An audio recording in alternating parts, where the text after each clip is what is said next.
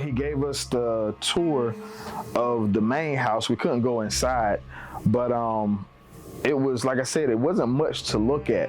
And he pointed out the fact that the reason the house wasn't much to look at was because they spent their show, some people use their show of wealth in their main houses, right? The big, like, think of Candyland on Django or something like that. They used it to show their wealth in the house. This plantation owner, I believe they went by the name Cameron. I think that was Cameron. Their last name was Cameron. They used their plantation as their show of wealth. So the main house didn't really have to look like much, but when people would travel down the path, which is now a main state road, the road that I said was coming in, when they would travel down that path and slaves would be transported up and down that those roads and things, going to various plantations and things like that, or coming to work there, they would see the lands, and that would be their show of wealth.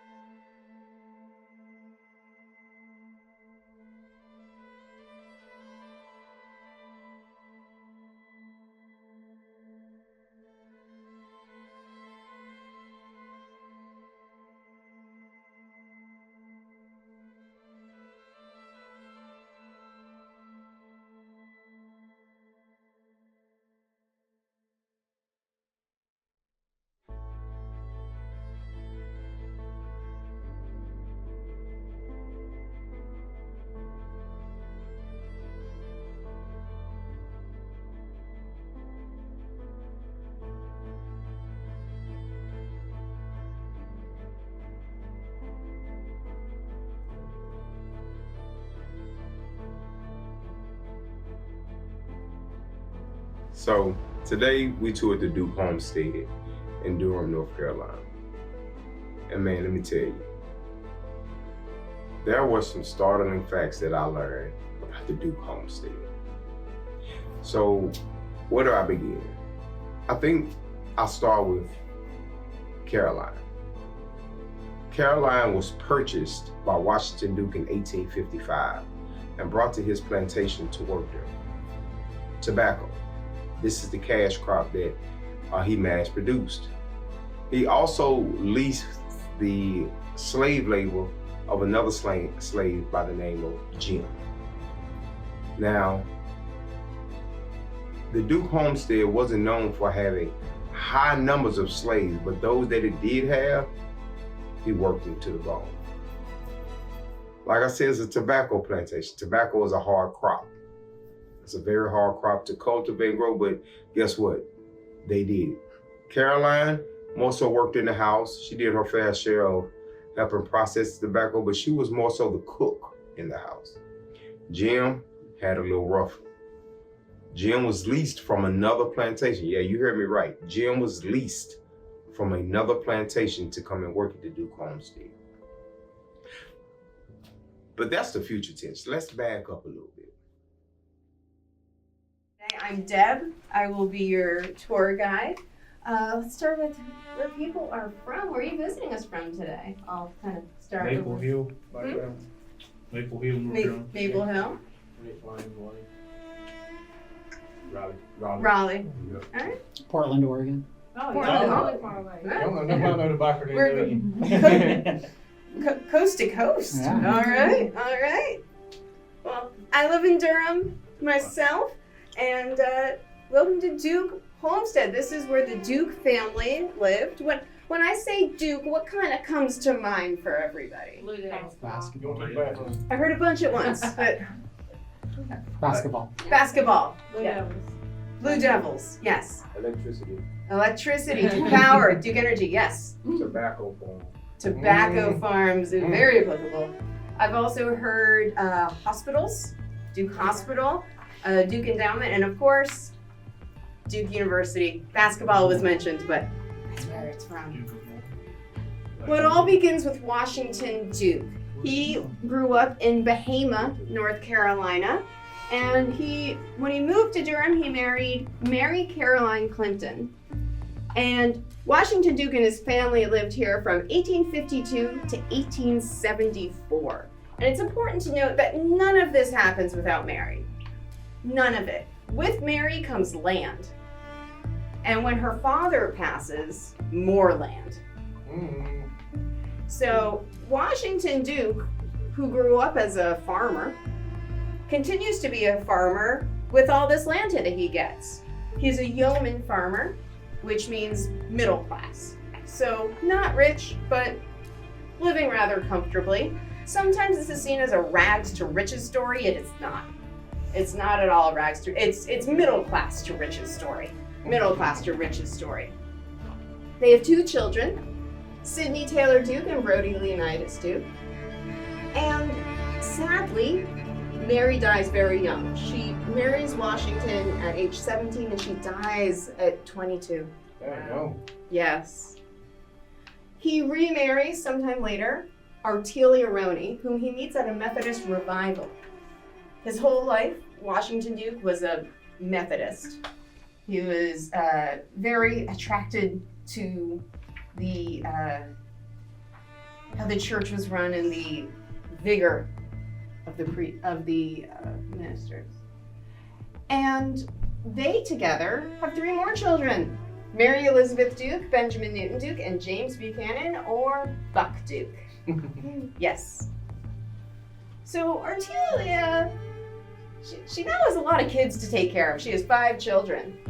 And I also want to point out that Mary's born in 53, Ben is born in 55, and Buck is born in 56. And that's a lot of children to have from 53 to 56. So 3 children in 3 years, essentially, yes. I think she's barefoot pregnant. I mean, she probably wore shoes. She probably wore shoes, yes. But she's very busy now. And so Washington Duke wants to get her assistance. So he purchases Caroline, a young enslaved girl who begins here she's born around 1844, and she was enslaved here until about 1860 is what we believe. She's only 11 years old. Yeah. So she's doing everything Artelia needs to do. She's doing domestic work, cooking, cleaning, and looking after the children. 11 years old, and she's a nanny. Child looking after a child. Child looking after a child, yes.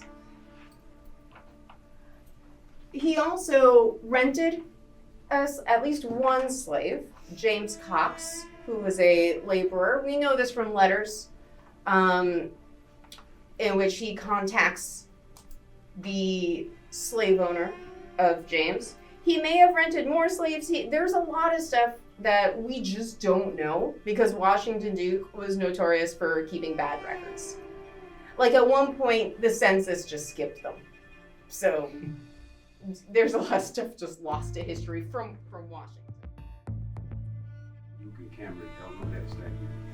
Is there any And Cameron? relation? The Cameron family? Not to my knowledge, but we can ask my colleague when we come back. So she might have answers to questions I don't know. She's been here much longer than I have. Hey, you also mentioned that the family rented slaves, so they Yeah. didn't have none that they owned themselves. They were Caroline. Caroline. So Caroline. they rented her. No. She was enslaved by Okay. Washington But Duke. others they rented. Others they rented. Okay. Yeah, it was a common practice to not spending as much money, I suppose. But yeah, Caroline was enslaved by Washington Duke. Gotcha. And we know that for sure because of records. Right. All right. So.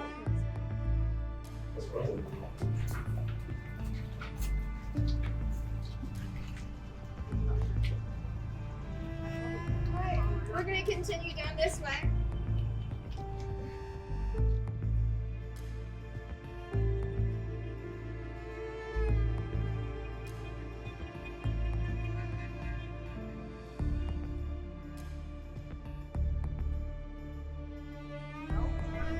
month crop, not because it takes that long to grow, but because you're constantly working. It takes a lot of work to grow it and to sell it. You need to treat the soil, of course, planting, growing, harvesting. Then you have to cure it, rehydrate, pack it. It's a ton of work. And after you've harvested tobacco, as I mentioned just now, you have to cure it. You can do that by leaving it in the sun, and you can air cure it, or you can flue cure it. And this is right here is a curing barn. The tobacco is looped onto sticks, hung on levels, as you can see in here, a fire and drying out the tobacco with a certain type of seed, certain type of, specific things you can do. And this curing process, it turns this bright golden color, which is where we get bright leaf tobacco. You might see that name around Durham, bright leaf square. And looping those harvested leaves to the sticks, which is just tying them, is something that's still done today at state fairs, looping contests, tobacco looping contests. That's fun.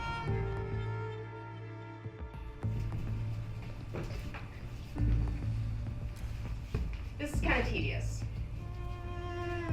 You can do it by hand that way, or more likely, you're going to use a tool and flail it using a flailer. Which is exactly what it sounds like. So here we've got our high-tech tool. These are some sassafras sticks tied together. And you go ahead and separate those stems from the leaves.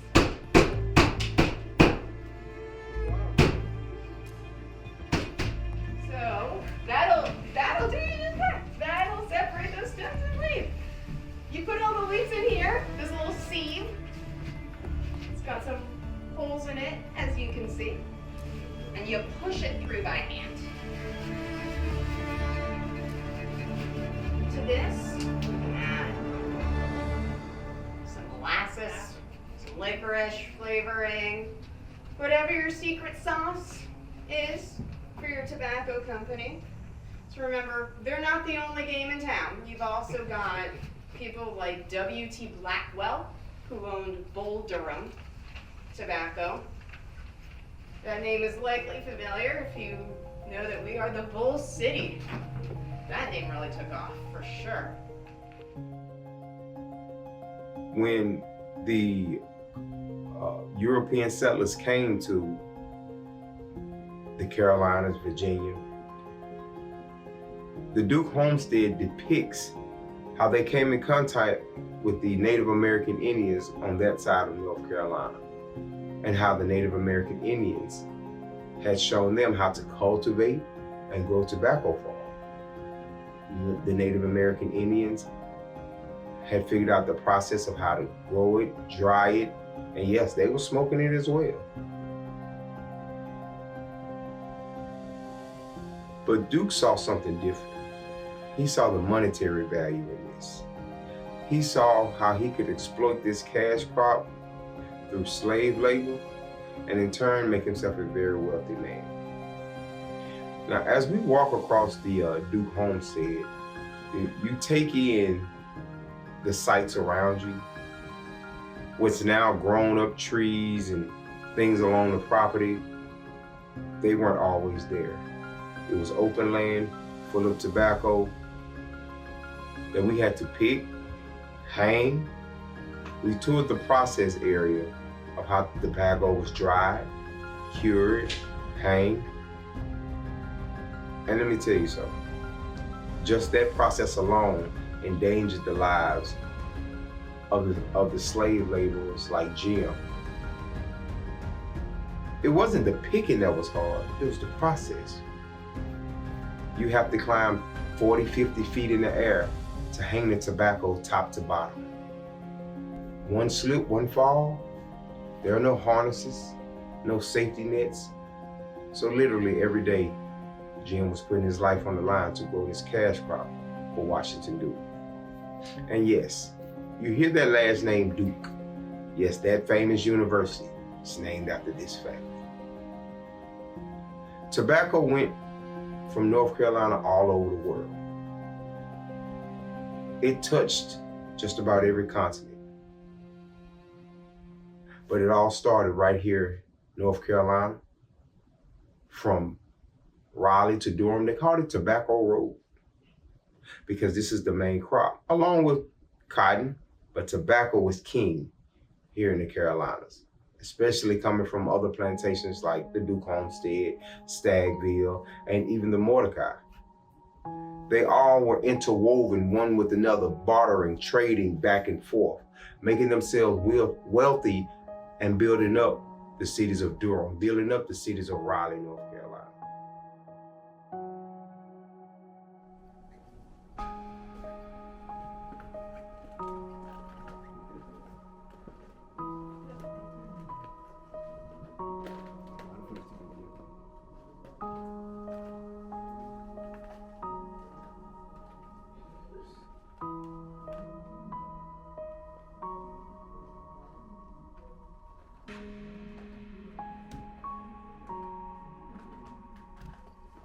So we came through, and then now at the Tobacco Museum here on the Duke Homestead, we see King James from 1604. He issued a problem about the counter blasting the tobacco.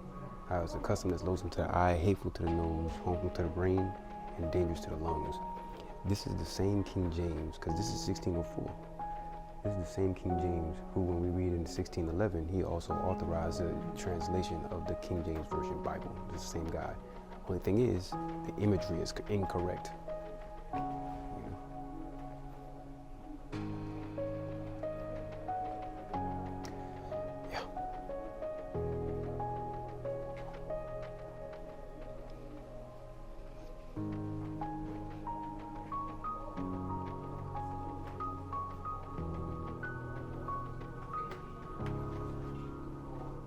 Interesting. But I tell you, it's funny how world history comes in just one state right here.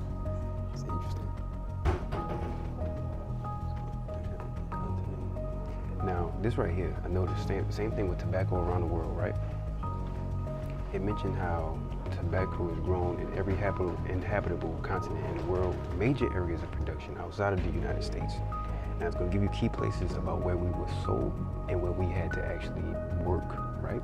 You have the United States, Brazil, China, and Southern Africa, right? Now the book that I have is a big encyclopedia, and I'm gonna make sure I show you, but it mentioned how when it was talking about Africa, the bottom portion of that definition inside the encyclopedia mentioned about how China had secret slaves during the 1940s after World War II. They mentioned that China also has a big push inside of tobacco, and all of these areas is where we had worked at.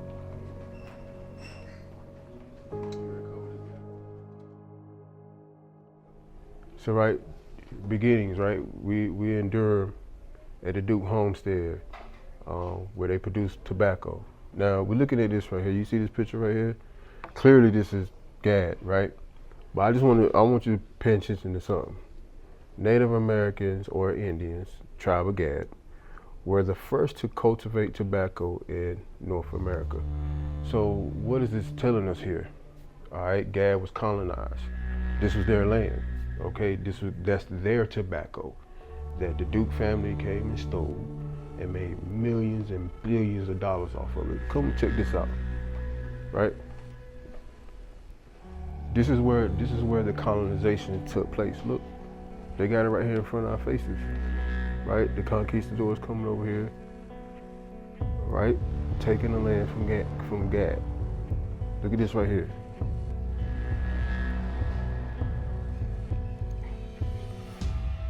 Right. So yes, this land of the Americas belonged to the tribe of Gad. Okay, this place was stolen, and they made millions of dollars off the crops and off the natural resources here in the Americas. So now, we dealt with Northern Kingdom, right? Right across from Northern Kingdom, right? Now they had to have somebody to crop it and produce it, right? So now, enslaved people and the production of tobacco. This is going into Judah now, right? That's why it says in the scripture when you read Jeremiah 50 and 33 that the southern kingdom and northern kingdom will be oppressed together. This is a prime example. So we see here it says tobacco was one of the largest cash crops in North Carolina and Virginia before the Civil War, and its history is tied to the exploitation of enslaved people. While white planter farmers and manufacturers profited from tobacco, many people laboring to produce it were enslaved Africans and African Americans. Okay, that's tribe of Judah right there. Okay, through force, coercion, and violence, enslaved people worked in fields where tobacco was grown and in factories where cured tobacco was turned into smoking and chewing tobacco. As tobacco farming and production increased, so did slavery. You see that? So our people, now we were just on a tour, and you know, the tour guide, she tried to make it seem like that the Duke family themselves were the ones that was doing the work to produce this tobacco. So she blatantly lied in our face, but we know better. You see here the people that was making the money, okay, to put in master's pockets was the enslaved people, man, was the tribe of Judah, was the Israelites. All right, check this out. It says slavery was not limited to large farms or plantations. Smaller yeoman farmers may not have owned enslaved people, but they often rented enslaved workers, paying the slave owners for their labor during his time on this property. Washington Duke rented at least one enslaved laborer, Jim, after purchasing a young girl named Caroline as an enslaved domestic laborer. So I guess you could say the plantation owners or the slave masters that wasn't so wealthy or didn't have slaves on their own, they could go rent them a slave. Yes, I said it. They can go rent them a slave. Okay, so this is how deep this history go. And if you don't know no better, they got it right here in front of our faces, but they won't really tell the story.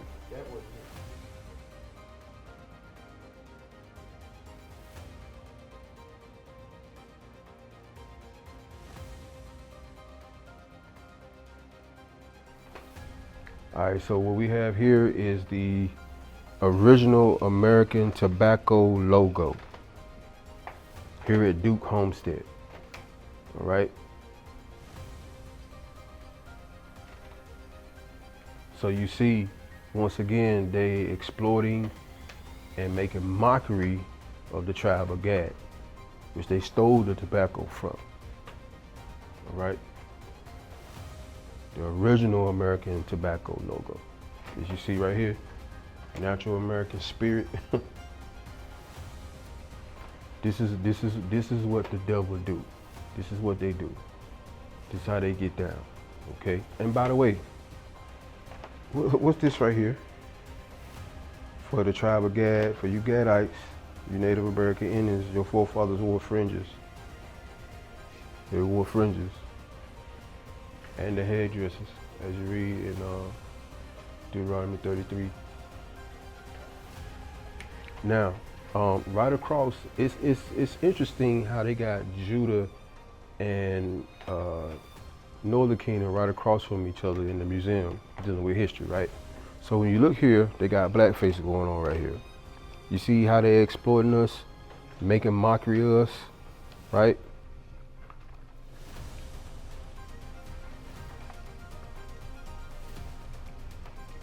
They always use us as symbols, all right? Like we animals, okay? For them to make money off of. But this is our history. That's why we gotta wake up. This Deuteronomy 28 all day, all day.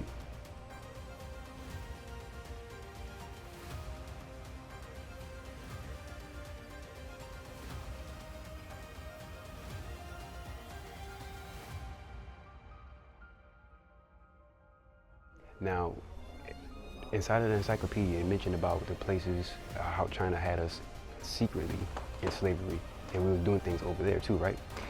On this map, it shows different portions of the area where the tobacco farms were huge. Now, some of these were by just their own people, others were by us. So it's pointing at different locations as to where we had to serve. You see all the way up in here, Korea. Russia, over in Mongolia, China, Vietnam, Indonesia, Japan, all over.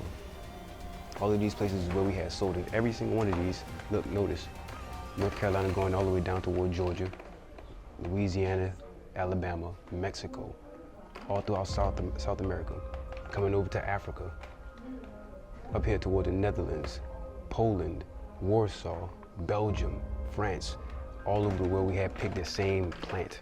Check this out, go back this way. Yeah, like, and as mentioned before, Indonesia, we have over here, look, check this out. The Solomon Islands, over here in Australia, Papua New Guinea. All of these orange dots is where we were at. And guess what? A lot of this information that's here, and a lot of the production of the tobacco and the boom, North Carolina played a big part in it. So we at Duke Homestead, where they produce a lot of tobacco here. Many of you that's from North Carolina, if you know, we're on Tobacco Road. This particular family, the Duke family, became very, very wealthy off tobacco. The base of their wealth So you was see always tobacco. what they got. One of the key highlights for me that stood out at the Duke Homestead was the purchase of Caroline. Caroline was purchased in 1855 from Daniel Turrentine. Daniel Turrentine was another slaveholder in the Carolinas. Washington Duke purchased Caroline, but guess what? He alienated her, took her away from her mother and her sister, whose names were Gracie and Emmeline. He sold them to another slaveholder. Now, to use more modern terms, we would define this behavior as sketchy. To have an 11-year-old young girl alienated from her mother and her sister, to work the plantations, particularly in the main house on the plantation, with her slave owner who had no wife at this time, and her main job was to cook. But that's neither here nor there, because it gets deeper than that. You may say, how? The product or the crops that Washington Duke were creating, being the tobacco, they were trafficked and transported to every county just about in North Carolina. Plantations were intermingling one with another, trading here, bartering here, and then guess what? The maps show that the tobacco produced at the Duke Homestead and other plantations like Stagville, they went out into the world. They went into parts of Africa, South America, and various other continents and countries around the world. So the roots of slavery, tobacco, and the Duke Homestead are anchored here in North Carolina.